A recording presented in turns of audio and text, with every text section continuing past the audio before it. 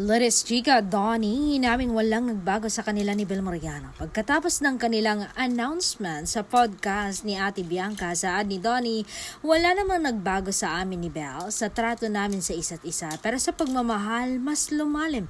Yung klaseng pagmamahal na nananatili, matatag, at panghabang buhay.